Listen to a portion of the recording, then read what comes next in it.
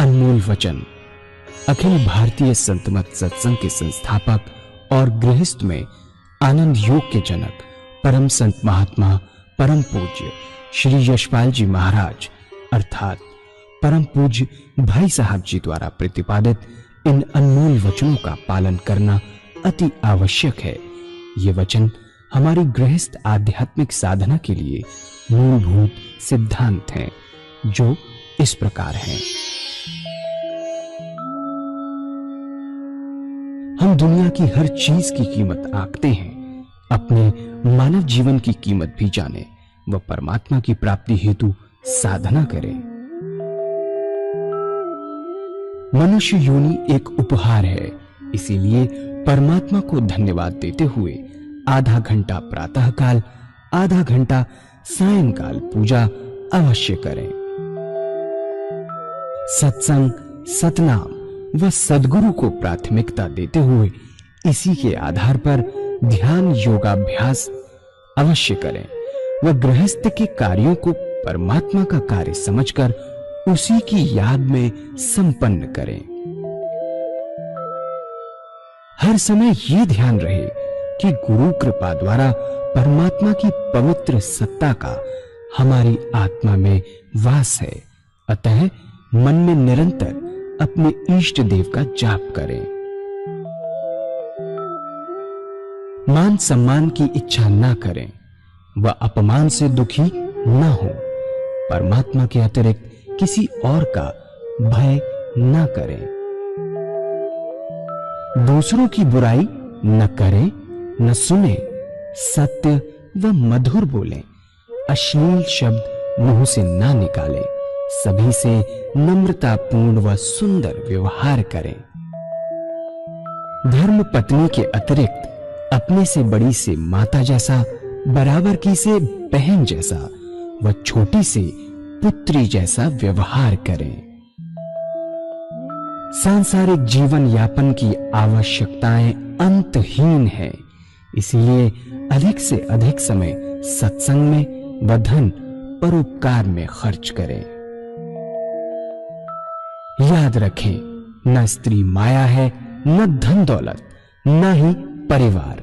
माया वह है जो हृदय को परमात्मा से दूर हटा दे। अतः निरंतर सत्संग और सद्गुरु की शरण में रहने का प्रयास करें।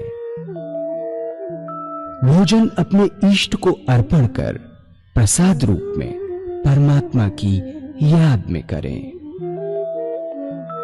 रात्रि में सोने से पहले अच्छे बुरे कार्यों का आत्मनिरीक्षण कर उसका समुचित पश्चाताप करते हुए ध्यान करें व प्रभु की गहरी याद में ही विश्राम करें। परमात्मा तू ही है, तेरी इच्छा पूर्ण हो।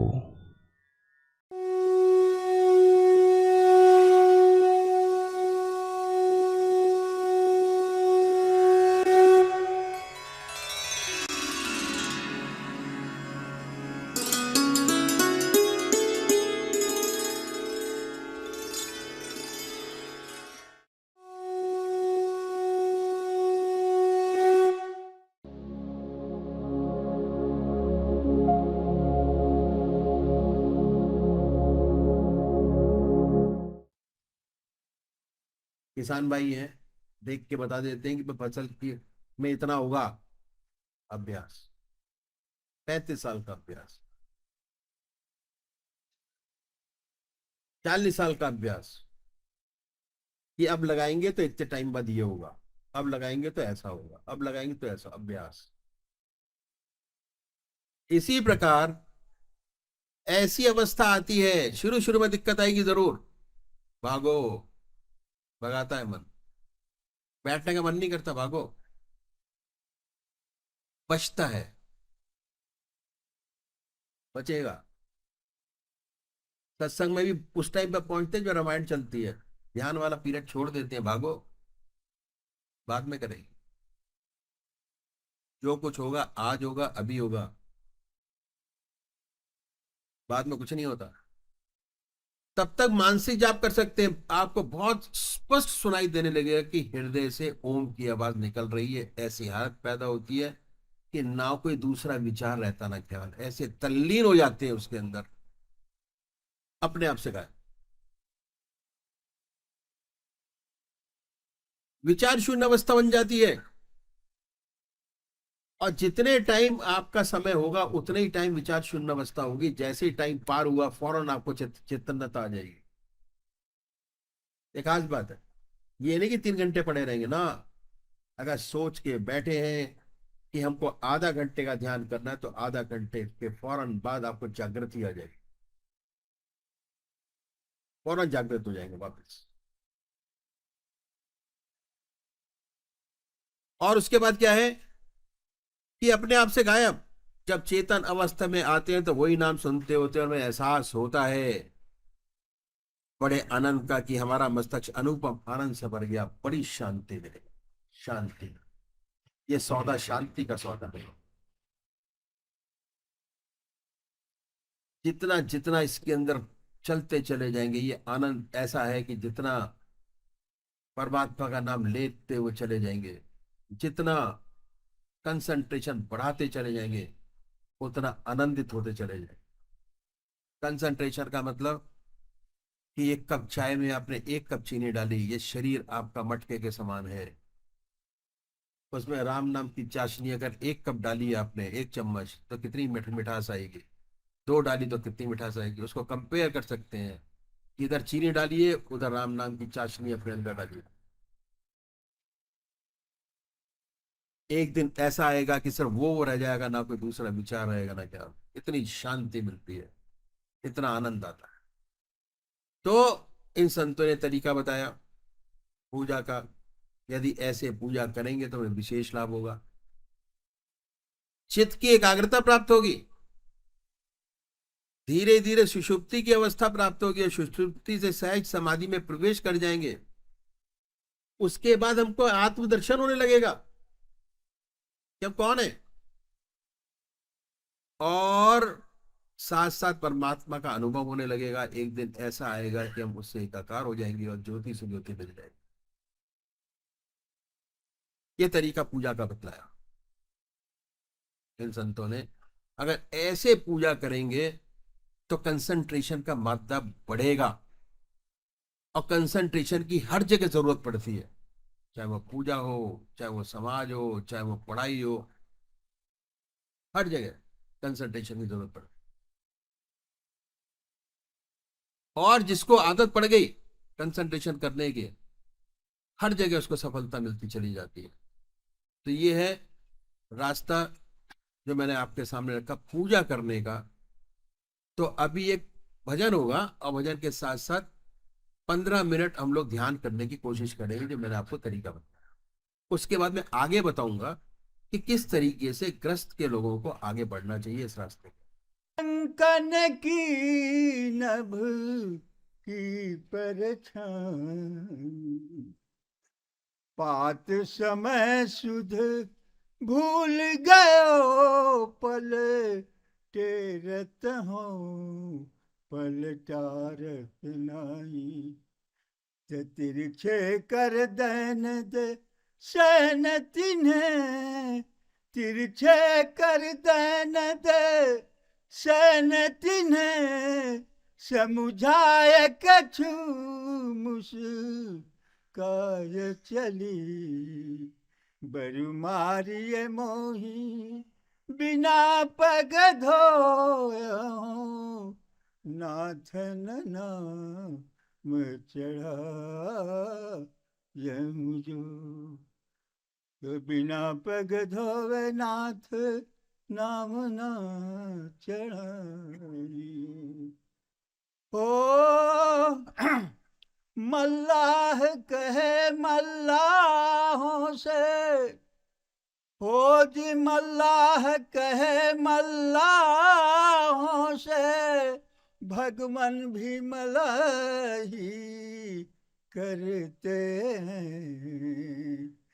मल्लाह कहे मल्लाहों से, भगवान भी मलाही करते हैं।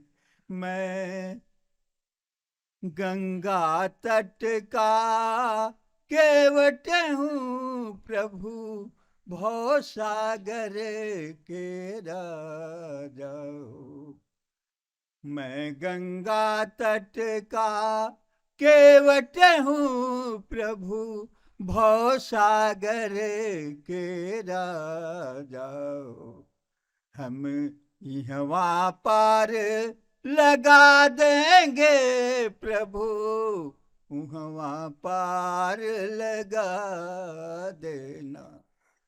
मल्लाह कहे मल्लाहों से, मल्लाह कहे मल्लाहों से, भगवन भी मलाही करते हैं।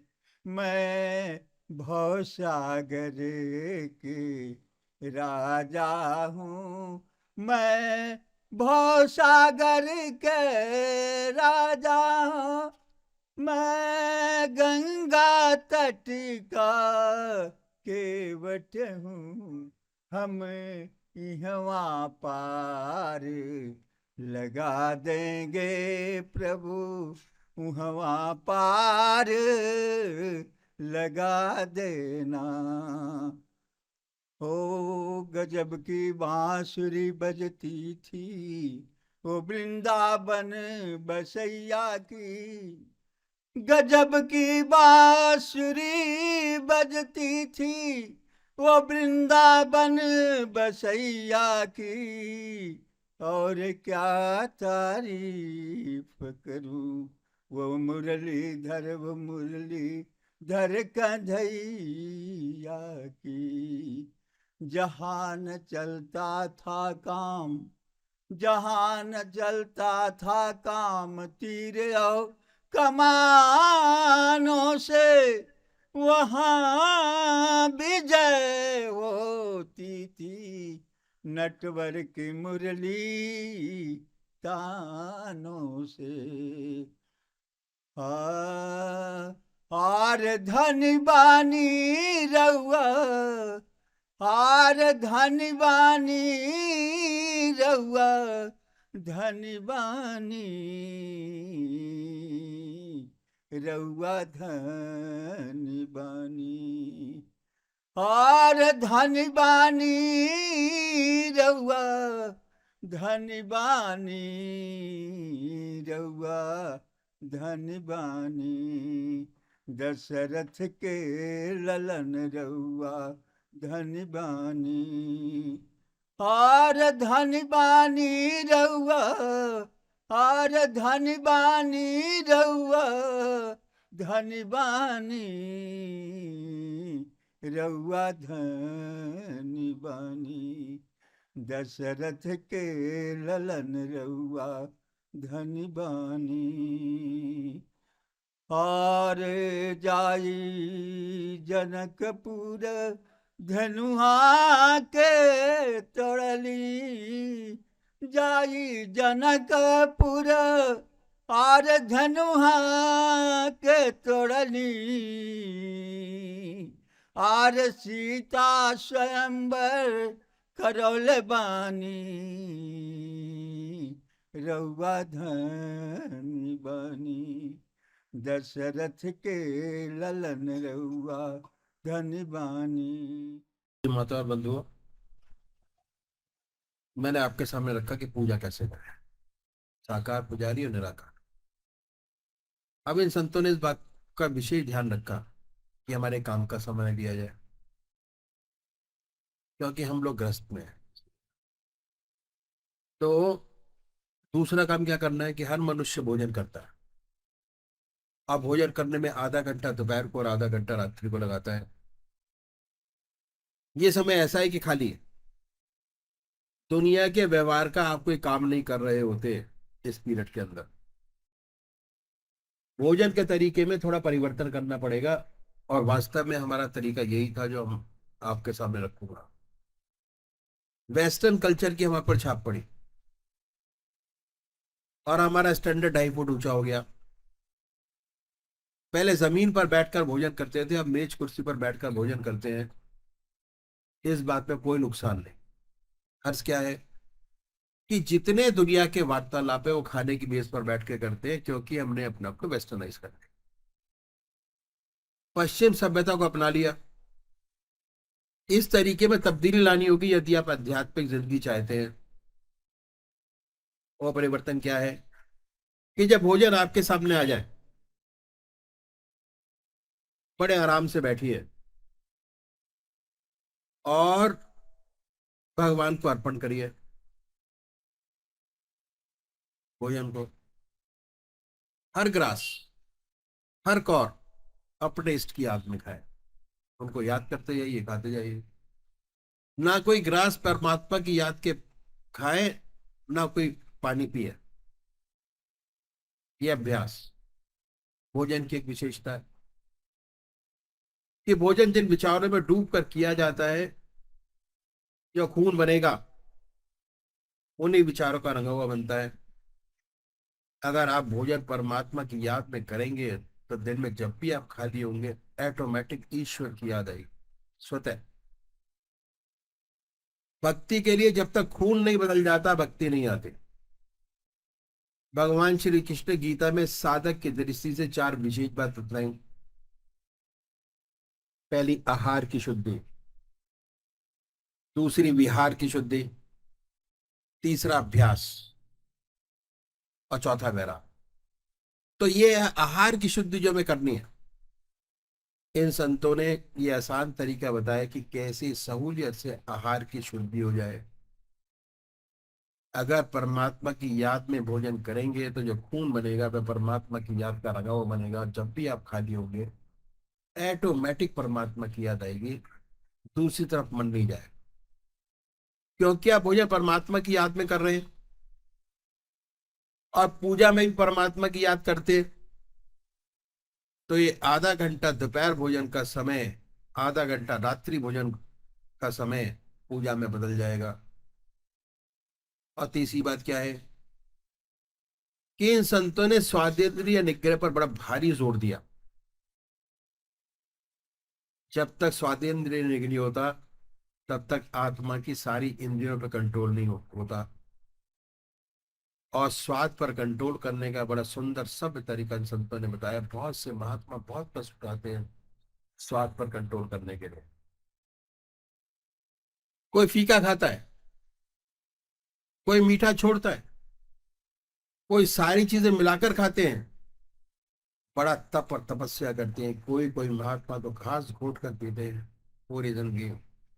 हमारे सदगुरुओं ने बड़ा सुंदर तरीका बतलाया कि आप परमात्मा की याद में डूबकर भोजन कीजिए,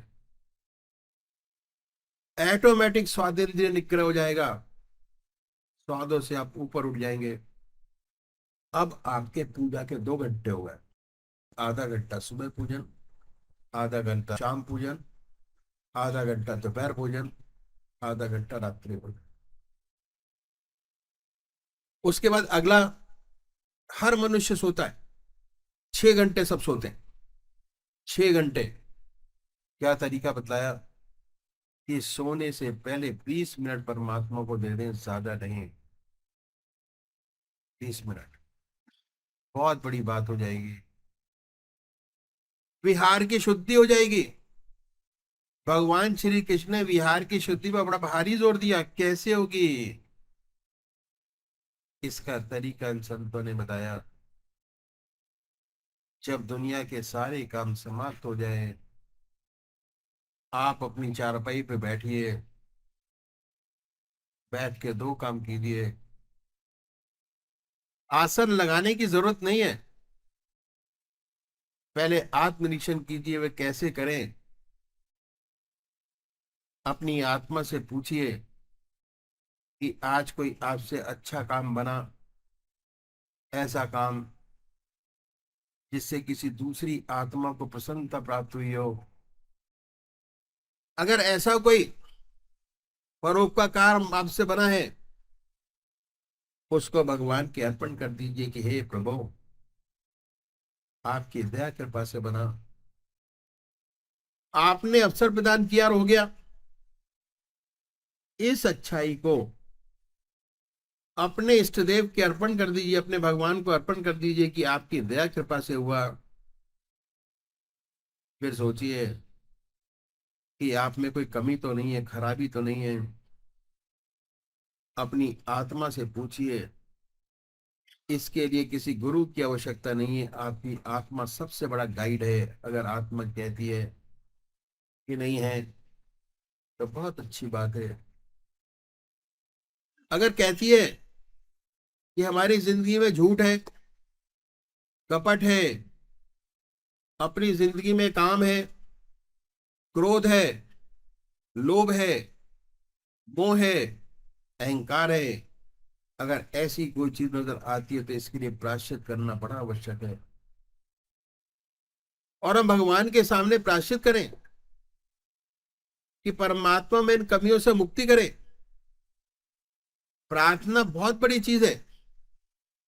अगर परमात्मा के सामने ऐसा करते हैं तो भगवान हमारी आत्मा को ऊंचा उठाता चला जाता है। और प्रार्थना करने का अच्छा तरीका ये है कि हम अपनी आत्मा से पूछें कि हमसे ये जो गड़बड़ी हो जाती है, बड़ी गड़बड़ है, उसमें से छोटी सी बात को पकड़े, बड़ी को ना पकड़े। जो आदतवश हो जाते हैं, जैसे गप लड़ाने की आदत पड़ गई है, उसमें झूठ बोल जाते हैं, इससे कोई फायदा तो नहीं, झूठ तो झूठ है, बिना मतलब झूठ क्यों बोले। अगर आपकी आत्मा इन बातों से कुढ़ती है,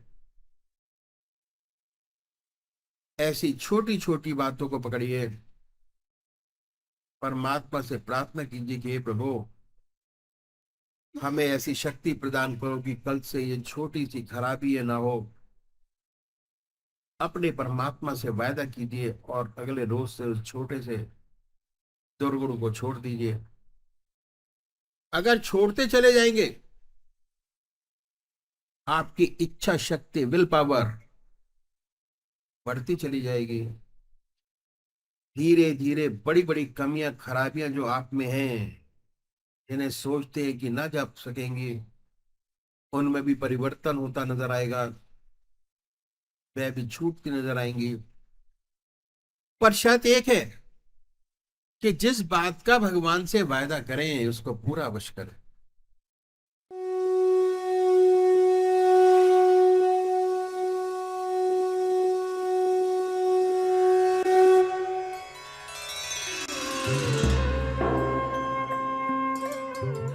ध्यान योग के कार्यक्रम आनंद योग से निशुल्क जुड़ने के लिए संपर्क करें 9810239677।